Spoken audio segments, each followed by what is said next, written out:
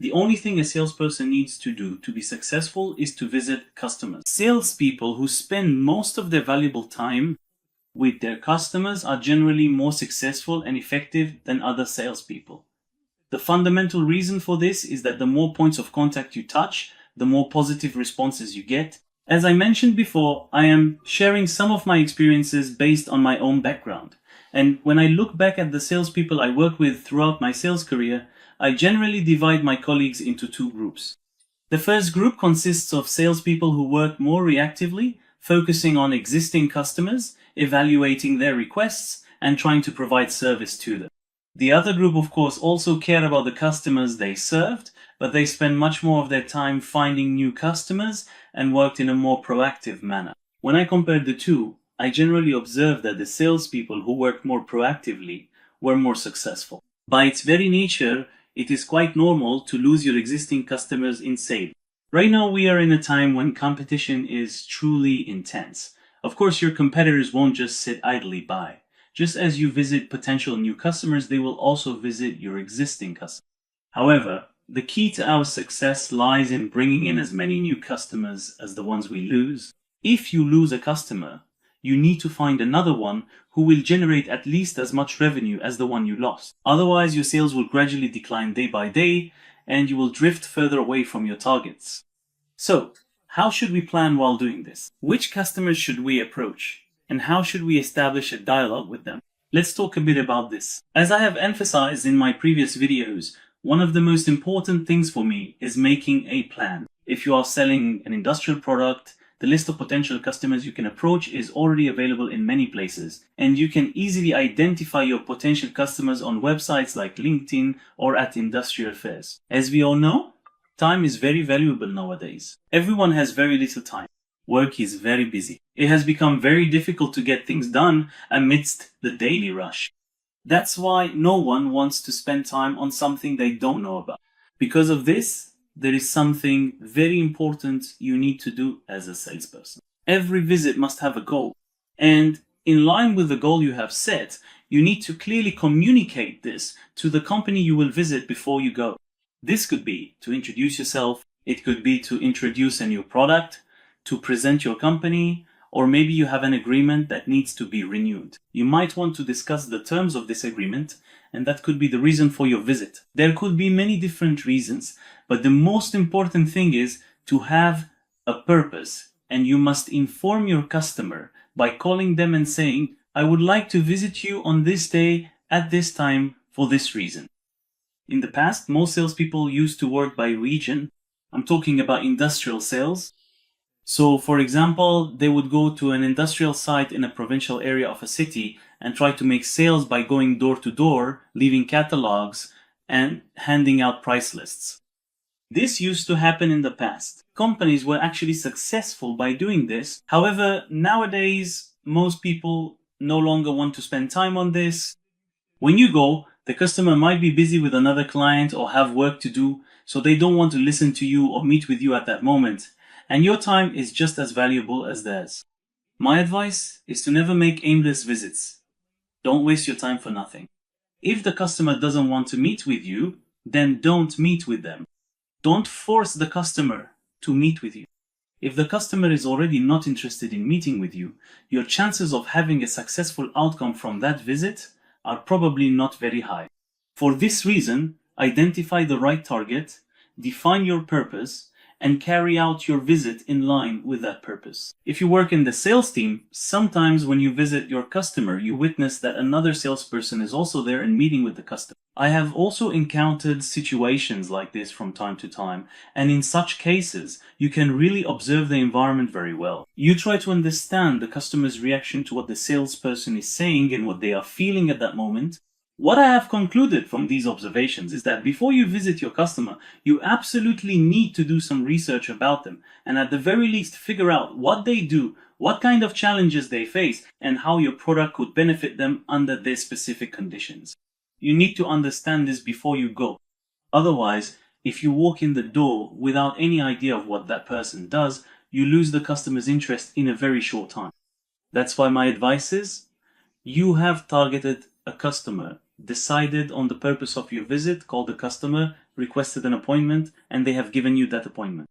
What you need to do here is conduct thorough research. Find out what that company produces, which machines they use in their production, and if you're curious about any production technique today, just type it into Google or YouTube. You can easily find hundreds, even thousands of videos showing production plans and demonstrating working principles related to it. Honestly, doing this kind of research is now very easy.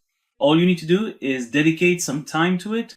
When you look into this before you go, whether you have a product in hand or you're selling a product or a service, planning the offers you can present or customize for them in advance will be extremely beneficial for you during the meeting. Yes, now we've defined our objective. We've decided which customer we're going to visit. We called them and scheduled our appointment. We researched the company. We determined what kind of challenges they face and how our services or products could benefit them. Now it's time for the next step.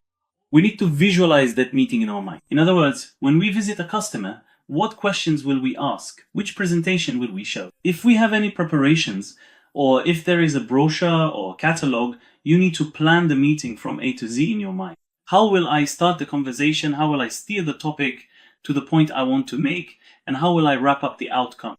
If you visualize this in your mind, you have a much better chance of getting productive results from the meeting. And the more professional you become at this, the easier it will be for you to answer unexpected questions from the customer.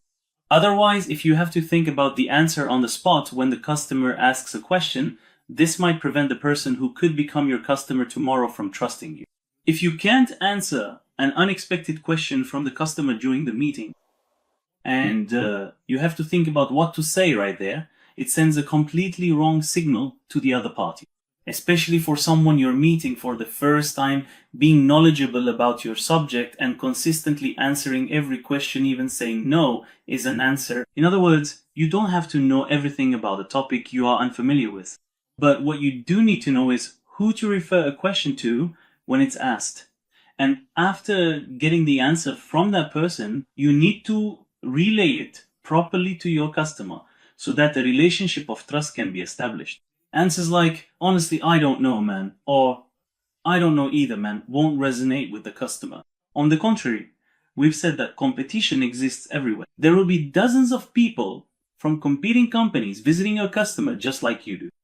After all, there is a competition between you and them. During the meeting with you, the customer will also be evaluating you and, in fact, determining how much they can trust you.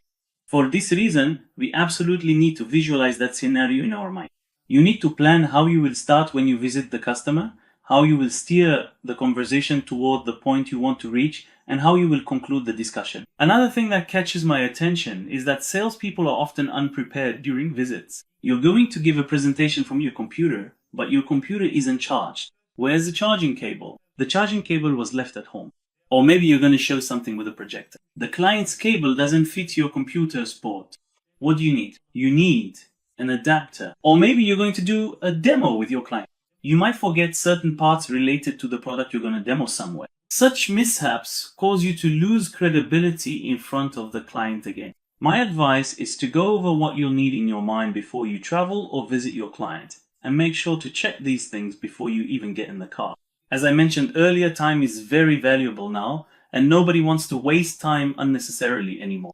For that reason, don't arrive at your appointment too early or too late. Be there right on time. If you have an appointment at 11 o'clock, be ready so that security can call the person you're meeting with just before 11.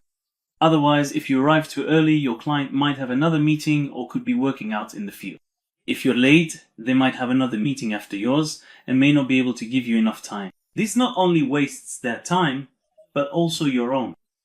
For this reason, since navigation systems now show traffic data, make sure to check the road conditions a few hours before you leave, depending on the distance to your destination, and aim to arrive at the right time.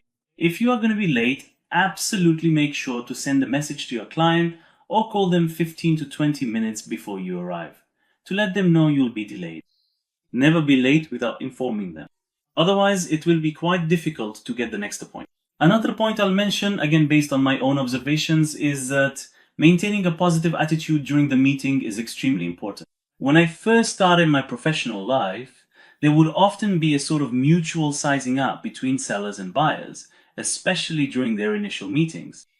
If the seller's company was one of the well-known big firms in the sector, these meetings would be quite tense. If the buyer's company was relatively smaller and had no choice but to purchase the goods from that seller, they would become quite timid in front of the seller. The opposite situations also occurred. When a smaller company, as the seller, went to a much larger company, this time it was the seller who would become timid in front of the maintenance manager or purchasing manager on the other side. However, over time, no one really needs anyone else anymore. Everyone can buy whatever goods they want and sell whatever goods they want. That's why there's no need for these kinds of power struggles or trying to size each other up anymore. As salespeople, the most important thing we need to do during a visit is to maintain a positive attitude and absolutely avoid any behavior that might irritate our customer while we're there. For this reason, introduce yourself as soon as you enter the room. Thank your customer for agreeing to meet with you. Let them know that you understand how valuable their time is. Tell them that you will convey your message quickly during this time and that you will make the most of this opportunity to be helpful to them, and under no circumstances should you ever argue or be stubborn with your customer friends. Remember, no one wants to have something forced upon them. If you create this kind of atmosphere during the meeting, you will most likely leave there unsuccessful. However, if you maintain a positive attitude, even if you can't convince your customer at that moment, your chances of getting a new appointment to visit them again next time will increase significantly. Use the time you spend there not just to talk, but also to listen to your customer. Don't be the only one talking. Try to get your customers to talk by asking the questions you have already planned out in your scenario. Try to understand which points your customer really considers when making a purchasing decision so that you can later tailor your offer in a way that your customer is more likely to respond positively. Otherwise, if you are the only one talking and you never listen to your customer, you won't be able to understand what they really want, and therefore you won't have any way of knowing whether the offer you present will be attractive to them or not. It might sound funny to you, but quite a few salespeople actually leave meetings without even getting any contact information, friends. This is also something we need to pay attention to. If you have met or talked with someone at a factory or a business, always give them your business card and take theirs as well. If they don't have a card, say that you would like to write down their contact information. At the very least, try to get their email and phone number and write them down somewhere so that you don't face any difficulties reaching that person again next time. And finally, no matter how well your meeting goes, it might go poorly, it might not go as you hoped. You might also think that the customer didn't fully understand you. When leaving that meeting, always try to set up an opportunity to ask for a follow-up appointment next time. At the very least, try to get some kind of confirmation from your customer on this matter. For example, you could say something like, if I visit you again in 2 weeks to discuss this matter further, or if they requested information on another topic, you might ask, would it be convenient if I come and share this information with you in person in 2 weeks, a month, or whenever fits your schedule? Try to always arrange things in a way that allows you to get back in the door next time, for example, by saying, should we schedule this again? If that person won't be available, or if there are other people involved in the decision-making process, try to get confirmation to reach out to them as well. But whatever you do, make sure to get a confirmation that secures the next step. In this week's sales-focused video, I briefly tried to explain how we should conduct customer visits as a sales engineer and what we need to pay attention to during these visits. If there are any points I mentioned that caught your interest and you would like to know more about, please let me know in the comments. I can then make a more detailed video on that topic and share it with you. Thank you for watching. See you in the next video.